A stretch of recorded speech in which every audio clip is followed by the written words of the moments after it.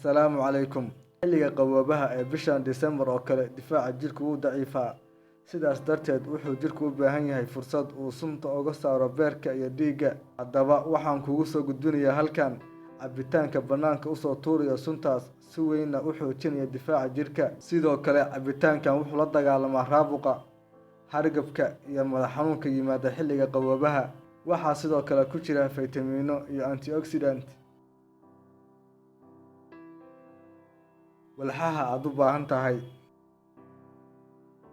hal qaadada shaaha oo malab ah, hal xabo oo liin dhanaan ah, budada sanjabiisha,